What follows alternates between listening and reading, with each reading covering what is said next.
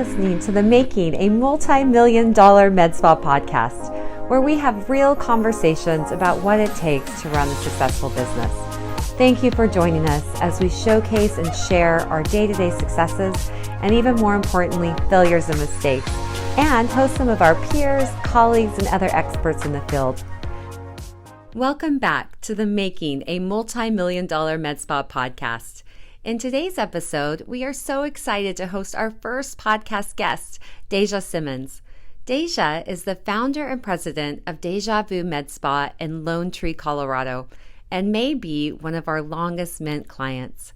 Tune in as we chat about how she got started in the industry, lessons she's learned over the years, and how she juggles being a business owner, laser and injector rock star, and a busy mom.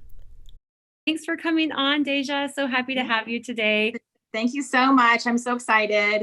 Yeah. So one of the things maybe we could just jump right into is, and actually, no, I don't want to jump right into that. Maybe just start off with a little bit again about your clinic and where you are in this process of opening up your clinic.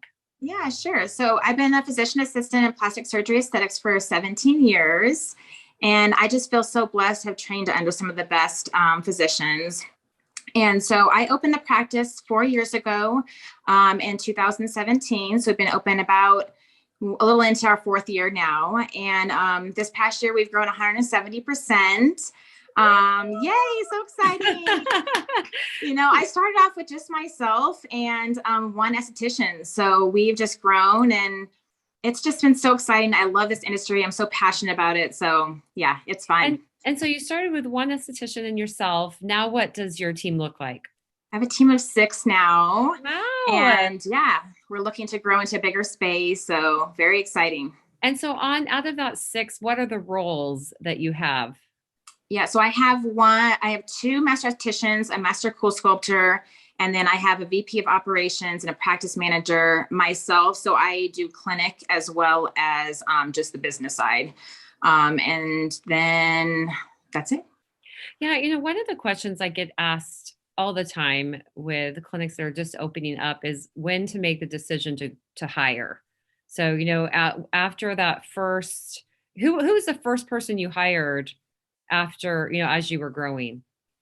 An esthetician. So, being a physician assistant in plastic surgery aesthetics for so long, I knew, it was going to be hard doing the business side and being the marketer and the admin and, all of the above, accountant, but also I love my patients. And so having to be able to treat them with services, I just knew that having an esthetician do the other kind of services would be beneficial for my practice. And I should have clarified. So after that first esthetician, because you opened with her. I should have explained that better. But after her, who did you hire? So another esthetician. Awesome. I mean, that's exactly what I wanted to know. Did I hear that right or wrong? So it was you and the 2 estheticians. Yeah. So me, an esthetician, then I hired another one. And then that one did cool sculpting as well. And then I hired a kind of a friend of mine that I knew through the business, like a connection, who is just amazing asset to our team. And so she became kind of the jack of all trades. So, as you first start, you're doing, your hands are in a lot of different jars and you're trying to figure out, receptionist and the business side and the clinic side. And so she really helped me along with doing the front desk as well as doing the VP of operations. She was kind of my right-hand person.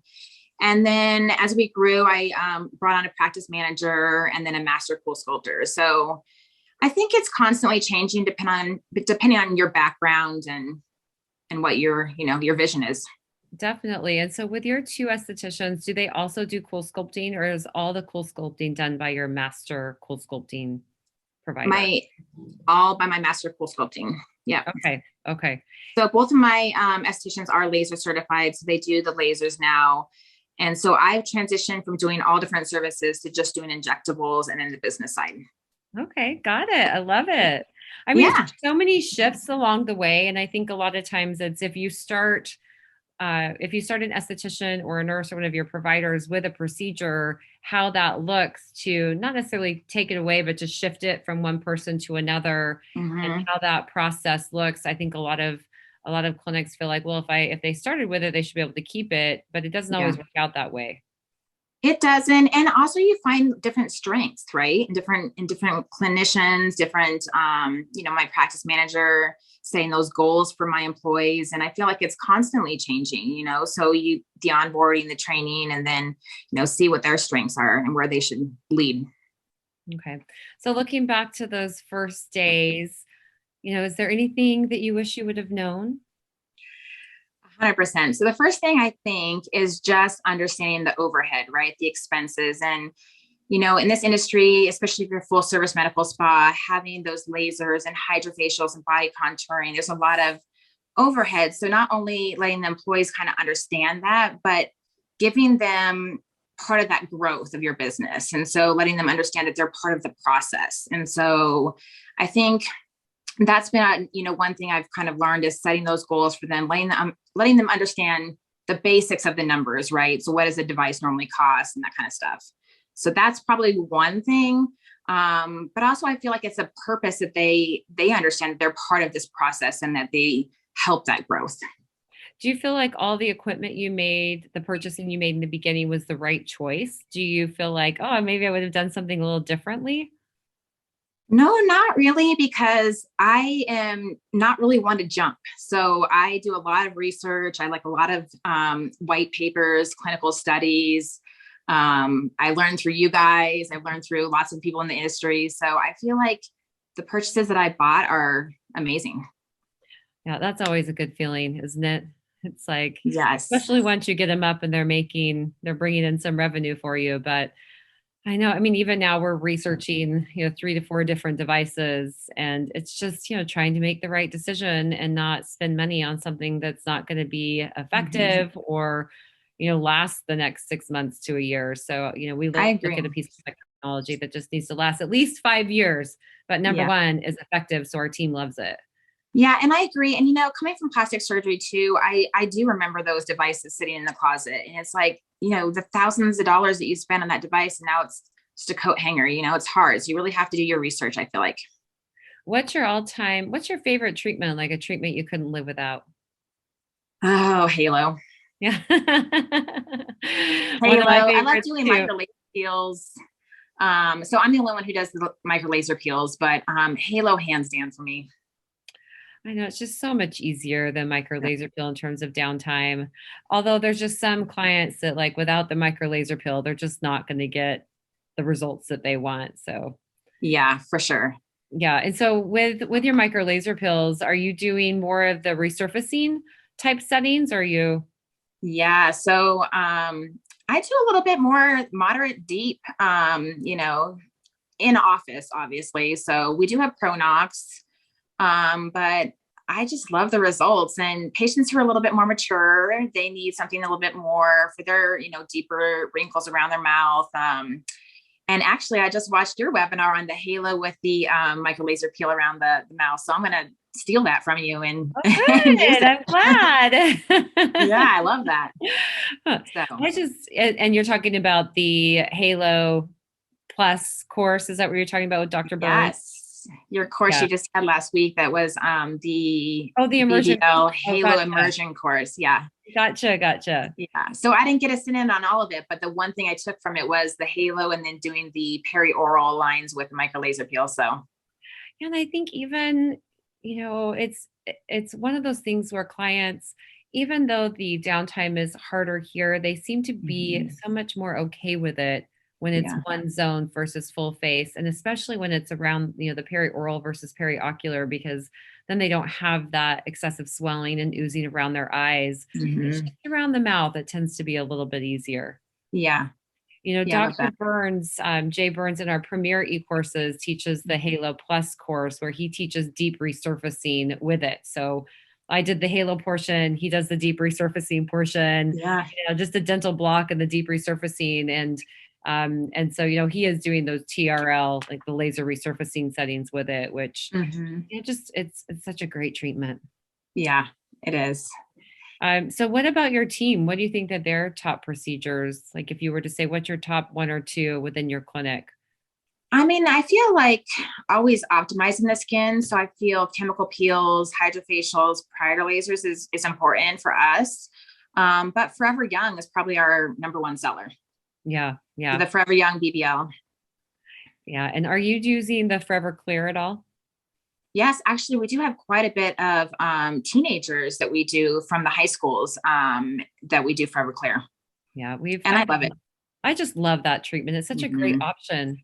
Yeah. So what, kind of looking at our industry and I know meetings haven't been as popular, but there's been a lot of virtual meetings and some meetings that we've attended. What do you think in terms of the industry, the direction it's going, or is there anything that excites you about what you see happening in the industry? I mean, I think coming from plastic surgery as well, it's just this non-invasive med spa industry is booming, right? Like we've had COVID, people are now on Zoom, so they're more self-aware of what they look like. And so the growth rate is going to be huge. But not only that, non-invasive, low downtime, if any downtime, right? You can do it for every young BBL, and then the next day they can pretty much put makeup on, go back to work. And so in our fast-paced world, I love that our technology is so much better from when I first started in the industry. Yeah. So what made you split off from the group you were with and start your own business? My babies. Oh. So I think I've always just been a go-getter kind of person. And so, I had my kids and I wanted to kind of change that balance between having, staying home. And although I probably work harder now than I did I was before. going to say, how did that work out? At least the first year or two, right? Well, so I was a little bit of a unique story because I opened the practice 2 months after I had my son. So I literally had him on my chest. We would walk around. One of the exam room was his bedroom. And so, I think it's just constantly being determined and persistent and knowing where my vision goes and not quitting, right? Just keep going. And so, but I still get the opportunity to work around my schedule if I want to. Yeah, it's such a So. it's so important for me as well. I can't believe you had a 2-month old going working in your I mean, opening your doors with a 2-month old. That's just like blows my mind. Honestly, when you look back on it, you're like, I don't even know how I did that. Amazing. I mean, just the lack of sleep Yeah. alone, that piece, and then to try to come in a job that you know so well and have nothing new and changing, and yet in your environment, like everything was changing. Yeah. And, I think just back then it was 1 foot forward and, you just keep your head up and you just keep going, being positive and determined. And I have an amazing husband who helped me through it. And so his practice is actually, or was in the same building as us. So we kind of shared the duties. But yeah, even now it's been crazy with the transition. So my husband's now in South Dakota. So I have my 3 little kiddos and he's traveling Sunday through Thursday. And so, it's life changes and you just have to put your head up and it's all about attitude, right? It's all about I attitude. cannot agree more. I mean, it's just, and I feel like over the past couple of years, it's just the people that have that concept really down Mhm. are doing so well right now because it was like, all right, this is happening over here, and there's so many sad and horrible things happening with it, but it's all in how we look at it because we can't control it. So how are Mhm. we going to respond? How are we going to feel? What are we Yeah. going to do? And it seems like so many of our friends in the industry are doing so well right now. And many Mhm. of them have very similar feedback from you. It's like, it's just your attitude. Like, this is what we can control. This is what we can Yep. do. You just go for it. Yeah, and I think it's good and bad. You just learn from it, and there's going to be bumps in the road, and it's perception and attitude, and just know successful people and winners are not those that fail, but those that just don't quit. And so I think that's my goal is I'm always looking for how can I improve myself? How can I improve my business, my employees? Make them the best, most knowledgeable. So I think it's all about attitude, perception, just being determined, and you know, having goals. So, how are you balancing being a mom of three on your own for so many days a week and running your business?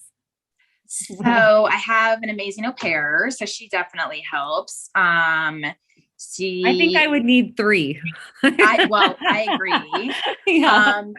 It's early mornings, it's late nights, it's self-care. So I try to get myself to the gym at least 4 times a week to, just that's kind of my like sanity, honestly.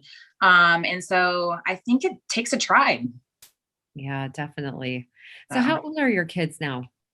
So my son is 4 now. So we opened 4 years ago, and my daughter is 7, and then my oldest is 9, and another daughter. So I mean, you must be like full-fledged in sports or music, art, dance.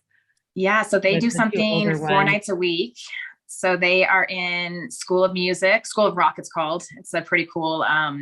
They get to choose an instrument and play. They're in drama at school. They're in volleyball. So I just feel it's important to have that balance and let them do a little bit of everything and figure out what they're passionate about. And in the meantime, I'll work my little tail off to show them that what that means, and that it's important for them to be, goal oriented and work hard, and what that will transition into.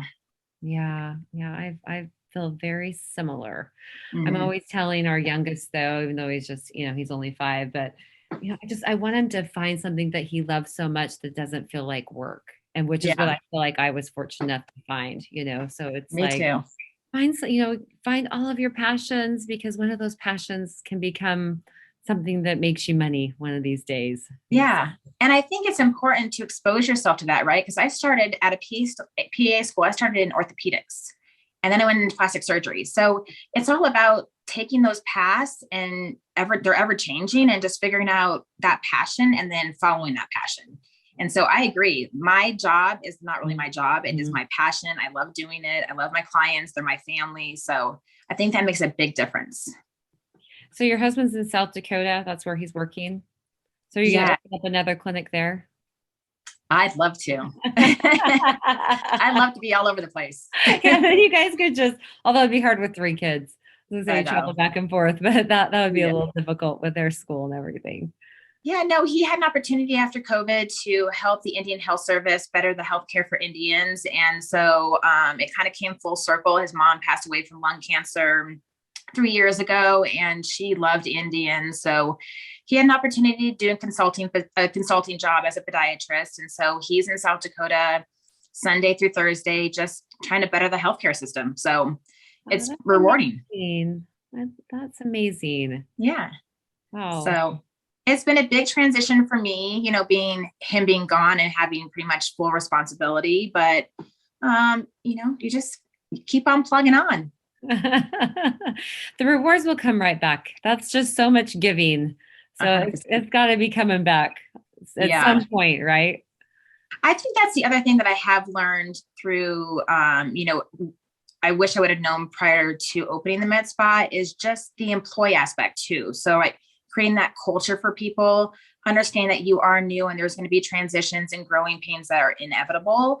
But if you create that culture of hard work and teamwork and kindness within each other, that really can make a big difference in your practice. Definitely. I mean, I look at us and we've been open for 20 years and there's still change. Mm-hmm. I always tell my team, I'm like, if we're not growing, we're dying. Yeah. So better to be changing and growing and learning than being bored Yeah. and just wanting, I mean, I think that piece, again, back to your, like, it's all in how you look at it. And that no matter how long you've been in business in our industry anyway, because there's smaller businesses, but even in the larger industries or businesses, like there's always going to be change because there's so many things that happen that we can't control. Yeah. So, I mean, look at COVID. I mean, that oh, changed a lot of people's mindsets. It changed, all of us in very different ways. So, definitely. So what has been your biggest learning curve?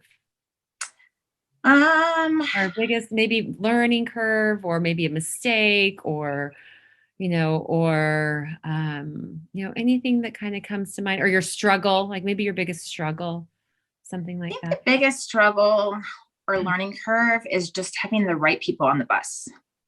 So I feel like sometimes you have to turn over a few rocks to find your gems. And so I feel for me, that has been kind of one of those things, especially when you're young and there is a lot of change in the beginning and trying to figure out your path, having long-term employees who understand that vision and, want to do it with you. So I think the employees is hard. I mean, I think it's the most important piece. 100%. And I really like letting someone go. It's just like the hardest thing on me. Mm-hmm.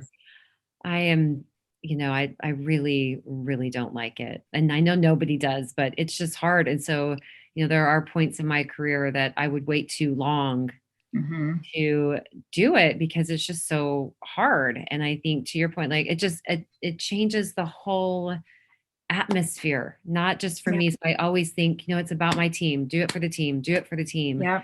because it And makes it's such an impact. Yeah, I feel it's hard. I'm an emotional person, so I become very connected to my employees, right? And so that is a hard thing. It's like, it's not the right fit, but you don't want them to go because you love them as a person. It's just not the right fit in your practice, right? So I think that's hard for sure. But I've learned probably the biggest thing I've learned probably is to, be emotionally connected, but understand that it is a business. Hmm. So where do you find people? Where do you turn to find new recruits when You you're know what, looking? Kathy? That's been so hard since COVID. I feel like before I would do a posting and I get, 300 resumes and you have to filter through all those. And since COVID, it's a very different mindset. And I'm not sure why, but I've been blessed enough to find two new employees recently who have been amazing. So I don't know. It's been hard. Where have you found success with that? Well, I was asking because I feel like what you just said is a lot of people's story. I mean, we're hiring a new nurse right now, and it's been word of mouth. So we reached out to the reps, all of the injectable reps and laser reps and skincare reps, and said we're hiring. And then it turns out there's a nurse from a city which is a couple hours away, and she just happens to be moving to Kansas City. She's got a background in derm and plastic. She knows Cyton lasers. I mean, Oh, it's just wow. like, I don't know. We'll Gold see. mine. Yeah, yeah, we'll see. But with her and like so many of our team members, a lot of times it's word of mouth or a referral that comes from either the reps or someone on our team. It just so happens that this nurse is also went to high school with one of our current nurses. I mean, Oh my how weird goodness. is that? I know. Yeah. So Small all the world. stars are aligning, but I feel Yes. like it's usually, it's not that easy. It's hard to find people right now. Mhm. And so, I think for us, like, of course, we reach out to all the reps. We posted on Facebook. We have our team posted on their social media platforms. Yeah. We're on Indeed and all of those platforms. But we're also hiring a full-time nurse trainer right now for Mint, and that's been a difficult role to fill. So, Mhm. we're hiring right now and always looking, but I think a lot of clinics out there are struggling to find people to fill their spots. I agree. It's been tough. And so I don't know. I mean, we just keep posting, but it's just nice to be growing, honestly. It's nice to have the opportunity to even look for somebody, right? Definitely. It's a good So problem to have. Good problem. 100%. I Well, is love there it. anything we haven't talked about today that you'd like to share? Um, no, I don't think so.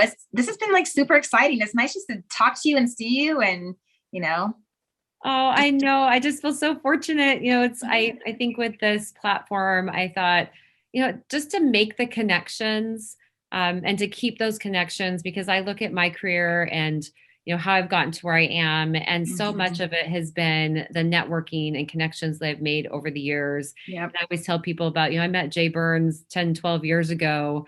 And now here we are, he's launching an online training program with us, and there's just Yep. so many beautiful things. And so I thought, why don't we continue to connect and to share the information throughout our Mint clients, because 5, 10 years from now, I think it just gets bigger and stronger. It does. And it's funny because I actually got into this industry partly and then opened my own med spa because of Matt Toronto. So he came to Denver for a Sciton dinner and we were invited, my husband and I were. And as soon as he talked and finished the whole thing, I was like, okay, I want to be you. How do I be you? What do I do? I don't want to like reinvent the wheel. I just want to know how you become so successful. And so, then I came out and I trained with you guys for, weeks probably. And that's how it all began. Yeah, well, we're just So so fortunate to know you.